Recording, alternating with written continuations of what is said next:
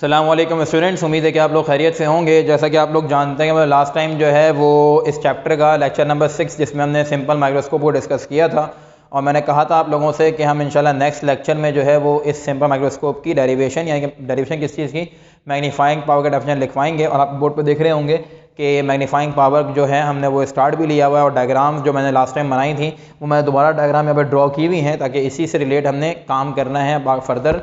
आप लोग दोबारा डायग्राम में इसको बनाने की ज़रूरत नहीं है। इस मैग्नीफाइंग पावर की हेडिंग में जो कंस्ट्रक्शन में डायग्राम बनाई थी, वर्किंग में डायग्राम बनाई थी, वही काफ़ी है। चाहें तो दोबारा बना सकते हैं, इसमें कि ज़रूरी नहीं है दोबारा बनाना, ठीक है। वर्किंग की हद तक ठीक है, वर्किंग में आप डायग्राम बना देंगे दोनों, या वर्किंग में अगर नहीं बना रहे तो सिर्फ इसमें बना लें, ठीक है। तो दोनों बातें सही हैं, चाहे वर्किंग बनाए चाहे मैग्नीफाइंग पावर बनाए, दोनों जगह बना सकते हैं डायग्राम्स, ठीक है।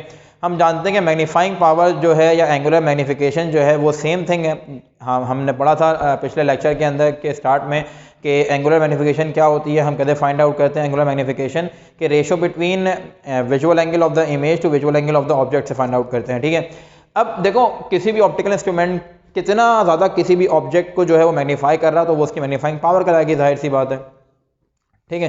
तो मैग्नीफाइंग पावर निकलती कैसे, अगर हमें उसकी एंगुलर मैग्नीफिकेशन पता है तो हम मैग्नीफाइंग पावर जो है फाइंड आउट कर लेंगे। दैट्स वाई हम मैग्नीफाइंग पावर बोले या एंगुलर मैग्नीफिकेशन बोले, दोनों का फॉर्मूला वो क्या होता है, m = बीटा अपॉन अल्फा ही होता है। तो मैंने ये लिखा कि magnifying power of simple microscope can be determined by the following relation which is क्या है, बीटा अपॉन अल्फा। ये डायग्राम्स दोनों वही वाली हैं जो हमने लास्ट टाइम बनाई थी वर्किंग वाले पोर्शन में सिंपल माइक्रोस्कोप की, और मैंने डायग्राम दोबारा यहाँ पर ड्रॉ कर ली हैं, ठीक है। क्योंकि डायग्राम ड्रॉ इससे पहले ही कर लिए हैं, क्योंकि यहाँ समझाने वाली बात तो कोई ऐसी है नहीं। लास्ट टाइम आपके सामने ड्रॉ की थी तो समझाना था मुझे उसके अंदर, तो वही सब कुछ लिखा हुआ है कि ए बी अपॉन ये वाली डायग्राम ये क्यों बनाई थी, ये डायग्राम इसलिए बनाई थी कि यहाँ पर हम visual angle of the object को अलग शो करा लें और visual angle of the image जो कि बीटा है उसको हम अलग शो करा लें। दैट्स वाई हमने डिफरेंशिएशन ऑफ ऑप्टिकल सेंटर भी किया था। इसको हमने ओ का नाम दिया, इसको हमने किसका नाम दिया, ओ प्राइम का नाम दिया। हालांकि हैं ये एक ही लेंस के ऑप्टिकल सेंटर, लेकिन क्योंकि visual angle of the image और visual angle of the object को हमने अलग करना था, दैट्स वाई इसको ओ प्राइम का नाम दिया और इसको ओ का नाम दिया हमने, सही है बच्चे। अच्छा, अब उसके बाद क्या, ये वहाँ कहा था कि जो ऑप्टिकल यहाँ पर जो आपके पास ऑब्जेक्ट है वो भी किस में रखा हुआ है, डिस्टिंक्ट विजन में रखा हुआ है, क्योंकि ये पूरा डिस्टेंस किस क्या है, डिस्टिंक्ट विजन के बराबर है।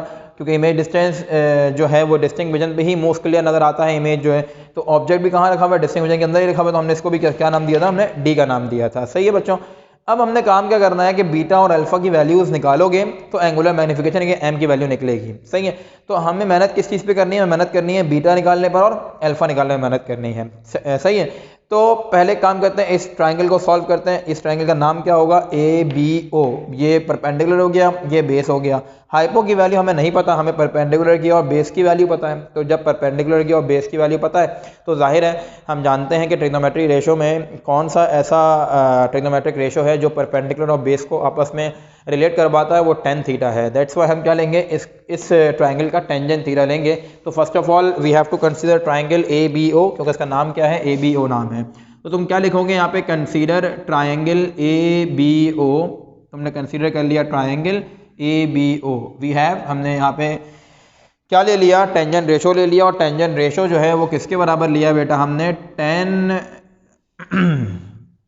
अल्फा एंगल है तो tan alpha is equals to A B upon B O हो जाएगा। और बी ओ किसके बराबर है बेटा, बी ओ तुम्हारे पास बराबर है डी के। तो तुम यहाँ पे क्या लिखोगे, B O is equals to, तो बीटा ही लग रहा है, इसको हम बी बना लें वरना बच्चे कंफ्यूज हो जाएंगे, सर ये बीटा ओ है या बी ओ है। तो हम इसको बी बना लेते हैं, बी ओ लिख लेते हैं। बी ओ किसके बराबर है, साफ साफ दिख रहा है कि डी के बराबर है। तो तुमने क्या लिखा है यहाँ पे, B O is equals to D लिख दिया, सही है भाई। अब देखो, जब B O equals to D लिख दिया तो यहाँ पे क्या बन गई equation, tan alpha is equals to A B upon D बन गई। अब एक और चीज, वो क्या कि अल्फा अगर बहुत छोटा हो, अल्फा क्या है, एंगुलर डिस्प्लेसमेंट के ऑब्जेक्ट्स और लेंस के दरमियान क्या एंगल है, ठीक है ना। अब वो एंगुलर डिस्प्लेसमेंट होती है, जाहिर है तुम लेंस को एडजस्ट कर रहे होते हो, ऊपर नीचे सेट कर रहे होते हो, तो एंगुलर डिस्प्लेसमेंट कवर हो रही होती है, क्योंकि लेंस कैसा है, सर्कुलर शेप में होता है। आप एडजस्ट करते हैं, एडजस्टिंग स्क्रू से एडजस्ट करते हैं, या आपने जो हैंड में पकड़ा हुआ होता है हैंडल, उससे आप ऊपर नीचे करके एडजस्ट कर रहे हो, उसमें तो एडजस्टिंग स्क्रू नहीं होता। अच्छा, अब देखो कि जब एंगुलर डिस्प्लेसमेंट रेडियंस में मेजर होती है, आप जानते हैं ये बात, जब रेडियंस में अपने कैलकुलेटर को कन्वर्ट कीजिए। अब चूंकि बहुत माइनर एंगुलर डिस्प्लेसमेंट ऐसे से हम कम जो है वो उसको डिस्प्लेस करवा रहे होते हैं एंगुलरली, तो एंगुलर डिस्प्लेसमेंट यानी कि जब रेडियंस एंगल की वैल्यू बहुत छोटी हो और आप ट्रिग्नोमेट्री में टेन और साइन की प्रॉपर्टी है, जब एंगल छोटा होगा, जब आप उस एंगल का टेन लेंगे या साइन लेंगे तो उसका आंसर वही आएगा जो एंगल के बराबर है। नहीं यकीन तो आप अपने साइंटिफिक कैलकुलेटर को रेडियन में कन्वर्ट कीजिए और कोई भी एक एंगल ले लें बहुत छोटा रेडियन के अंदर, π/90 ले लें, π/100 ले लें और उसका टेन ले लें या साइन ले लें, आप देखेंगे कि जो एंगल आप ले रहे होंगे ना वही अप्रॉक्सीमेटली आंसर भी आ रहा होगा। लेकिन बशर्त ये है कि आप अपने कैलकुलेटर को रेडियन में कन्वर्ट करें, उसके बाद ये कीजिएगा, डिग्रीज में नहीं होगा ऐसा सिलसिला, ठीक है। तो जब तुम टेन ऑफ स्मॉल एंगल निकालोगे तो आंसर किसके बराबर आएगा, उसी के बराबर आएगा जो तुम्हारे पास एंगल होगा, ठीक है। ये प्रॉपर्टी है टेन और साइन की। तो हम यहाँ पे क्या लिखेंगे, ये कब होता है जब एंगल बहुत छोटा होता है। एंगल बहुत छोटा मतलब क्या, अप्रोचेस टू जीरो होगा। तो तुम यहाँ पे क्या लिखोगे, इफ एल्फा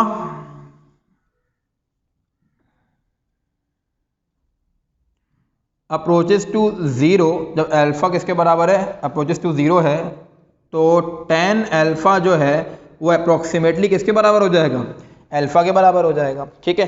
तो अब तुम्हारे पास इक्वेशन क्या बन जाएगी, alpha is equals to A B upon D. ये बन गई इक्वेशन नंबर 2 तुम्हारे पास, सही है बच्चों। ये क्या बन गई, इक्वेशन नंबर 2 बन गई। अल्फा की वैल्यू तो आ गई, अब किसकी वैल्यू चाहिए हमें, बीटा की वैल्यू चाहिए। तो बीटा की वैल्यू भी ऐसे ही फाइंड कर सकते हैं। अब दूसरा ट्राइंगल जो है जहां हमने बीटा लिखा हुआ है वो उसका नाम क्या है, दो ट्राइंगल्स हैं देखो, एक तो है A dash B dash O dash और एक है ए बी ओ डैश, ठीक है। इसका हाइपोटेनियस और बेस वाली लाइन जो है वो सेम है, सिवाय परपेंडिकुलर डिफरेंट है, ठीक है। तो हमें ट्राइंगल की प्रॉपर्टी क्या कहती है कि जब दो एक जैसे ट्राइंगल हों, सही है, तो जो छोटा वाला ट्राइंगल होता है ना, जो लीस्ट ट्राइंगल होता है हम उसको कंसीडर करते हैं। तो लीस्ट ट्राइंगल कौन सा है यहाँ पर, ए बी ओ डैश है, एंगल दोनों का सेम है, चाहे मैं इसकी बात करूँ, चाहे मैं इसकी बात करूँ, चाहे मैं A dash B dash O dash की बात करूँ, चाहे मैं ए बी ओ की बात करूँ, तो इसका एंगल दोनों का सेम है, visual angle of the image ही है, दोनों का बीटा ही है, ठीक है। तो मैं कौन सा ट्राइंगल ले लिया, ए बी ओ डैश ले लिया, ठीक है, ए बी ओ डैश ले लिया मैंने। तो कंसीडर क्या करूंगा मैं, consider triangle A B O dash we have, यहां हमारे पास क्या है बेटा, यहां हमारे पास टेन बीटा है। क्यों, क्योंकि हमें यहां पे इसका परपेंडिकुलर पता है ए और बी, हमें बेस पता है बी ओ डैश। तो क्या लिखोगे यहाँ पर तुम, यहाँ तुम लिखोगे tan beta is equals to A B upon B O dash. और तुम देख रहे हो कि बी ओ डैश यहाँ पे किसके बराबर है, पी के बराबर है, ठीक है। तो तुम यहाँ क्या लिख दोगे कि बी ओ डैश जो है वो बराबर है सर हमारे पास किसके, पी के बराबर। अब इक्वेशन क्या बन जाएगी, इक्वेशन बन जाएगी हमारे पास tan beta is equals to A B upon P. फिर हम जानते हैं कि अगर अल्फा छोटा है तो ऑब्वियसली बीटा भी छोटा होगा। तो क्या लिखोगे यहां पर, if beta approaches to zero, तो टेन बीटा जो है किसके बराबर होना चाहिए, बीटा के बराबर होना चाहिए। वही वाली बात, कि एंगल छोटा होगा तो टेन ऑफ एंगल जो है वही आएगा आंसर जो हमारे पास एंगल होगा। तो हम इस चीज को ऐसे लिख सकते हैं ना कि beta is equals to A B upon P. This equation is termed as equation number 3. Now we get the values of beta and alpha. So we are supposed to put this values in equation number 1. Beta की value को alpha की value तुम क्या कर दोगे, equation number 1 में put कर दोगे। क्या लिखोगे फिर, putting the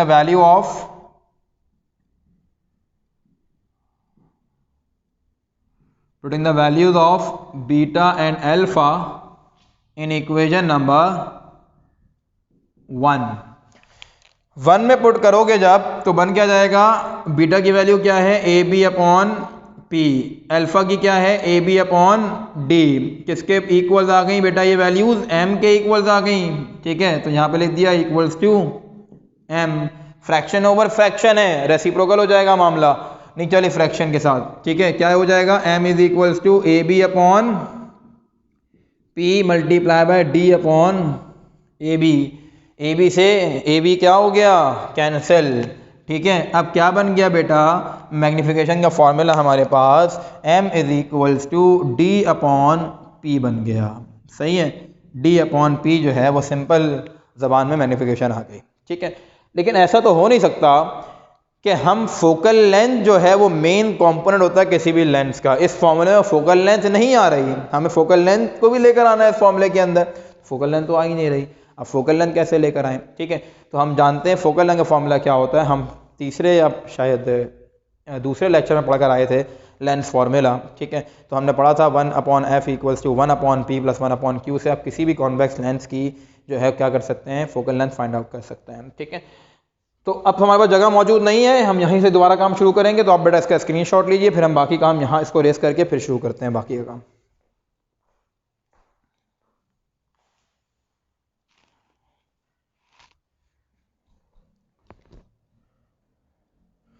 I hope so बच्चों आप लोगों ने इसका स्क्रीनशॉट ले लिया होगा। Now we are moving forward to find out the magnifying power of simple microscope. Diagram erase कर रहा हूं क्योंकि डायग्राम का हमारे पास कोई काम मौजूद नहीं है।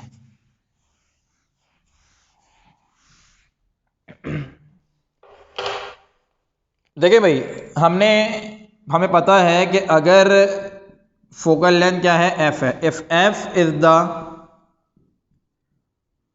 Focal length of the lens then क्या होगा, 1/f is equals to 1/p plus 1/q, ठीक है। यही फॉर्मूला होता है। और q किसके बराबर लिया था हमने डायग्राम में, -d के बराबर। क्यों, क्योंकि वर्चुअल इमेज है। बना कहाँ है इमेज, डिस्टिंक्शन पर, तो d हो गया। बना वर्चुअल है, दैट्स वाई उसकी नेचर कैसी होती है, नेगेटिव होती है। तो हमने q किसके बराबर लेना है, अब -d के बराबर लेना है। तो यहाँ क्या लिखोगे, here q is equals to -d। आगे हिंट दे दो भाई, क्यों -d, क्योंकि वर्चुअल इमेज बना था, दैट्स वाई। अच्छा बच्चों, अब क्या हो जाएगा कि 1/f is equals to 1/p plus 1 into -d, ठीक है। प्लस माइनस, तो 1/f is equals to 1/p minus 1/d, सही है। अच्छा, अब करना क्या है, यहां हम छोड़कर आए थे d/p, इसका नाम दे देता हूं इक्वेशन नंबर 4, इसको बोल दिया इक्वेशन नंबर 4, ठीक है। अगर मैं यहां पर d/p ले आऊं, यहां पर मैं d/p ले आऊं, तो आराम से मैं क्या कर सकता हूं कि इनको कंपेयर करवा सकता हूं, ठीक है। वो किस तरीके से, आओ अब d/p कैसे बनाएं। देखो, यहां पर अगर मैं मल्टीप्लाई कर दूं बोथ साइड्स पर d को, तो यहां हो जाएगा d/f, यहां हो जाएगा d/p, यहां हो जाएगा d/d। यही सिलसिला है। दोबारा सुनो बात को, क्यों कर रहे हैं काम, क्योंकि हम इक्वेशन 4 में छोड़कर आए थे d/p। अब हमें यहां भी d/p बनाना है, क्योंकि कंपेयर करवानी पड़ेगी इक्वेशन। कैसे बनाए d/p, हम देख रहे हैं p तो नीचे है लेकिन d ऊपर नहीं है। तो d हम कोई भी काम कर सकते हैं डेरिवेशन में, इक्वेशन के अंदर मल्टीप्लाई और डिवाइड कर सकते हैं अपनी मर्जी की, बशर्त ये कि लेफ्ट और राइट दोनों साइड्स पे करना पड़ता है वो काम, ठीक है। तो हमें मल्टीप्लाई कर दिया d को बोथ साइड से, क्या बन गया, d/f बन जाएगा, d/p बन जाएगा और d/d बन जाएगा। इसको इरेज कर रहा हूं, फिर इसी पे काम करते हैं बेटा। ये लीजिए, इसको हमने इरेज कर दिया।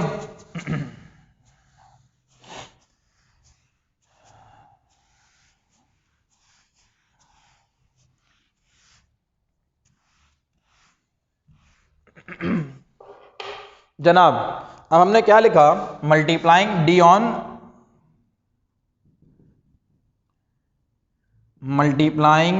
d on both sides. जब d को मल्टीप्लाई करवा लिया तो क्या बन गया, d/f is equals to d/p minus d/d। जरा सुनना बात को गौर से। अब देखो, d से d कैंसिल, ठीक है। ये क्या रह गया, अब ये रह गया तुम्हारे पास d/f is equals to d/p -1, वहाँ जाकर +1, तो क्या बन जाएगा, d/p is equals to 1 plus D upon F -1 था, जरा क्या हो गया प्लस एफ हो गया। ये भी किसके बराबर आ गई, डी अपॉन पी के बराबर आ गई। ये बन गई इक्वेशन नंबर 5। 4 भी डी अपॉन पी के बराबर है और 5 भी डी अपॉन पी के बराबर है। तो हम क्या करें अब, when two equation are equal to the same variable then we are suppose to compare them. हमने क्या कर लिया, comparing equation number 4 and equation number 5। जब कंपेयर किया तो इस डी अपॉन पी की जगह क्या आ जाएगा, एम आ जाएगा। तो M is equals to 1 plus D upon F is the formula to find out the magnification of simple microscope. ठीक है, ये हमारे पास फॉर्मूला होता है और हम यही यूज़ करते हैं किसके अंदर, न्यूमेरिकल्स में मैग्निफिकेशन ऑफ सिंपल माइक्रोस्कोप निकालने के लिए। यहाँ पे हमारी डेरिवेशन जो है ख़त्म हो गई। तो स्क्रीनशॉट लिए फिर बाकी बात करते हैं बेटा।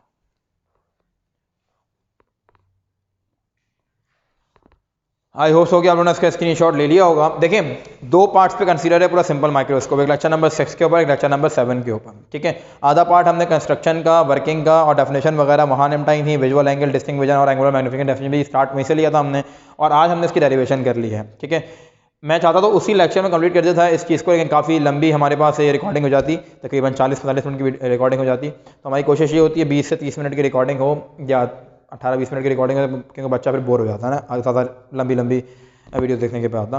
अच्छा, बहरहाल ये हो गया टॉपिक हमारे पास यहाँ तक कंपाउंड माइक्रोस्कोप। इसके बाद हमारा टॉपिक जो नेक्स्ट है वो कंपाउंड माइक्रोस्कोप है।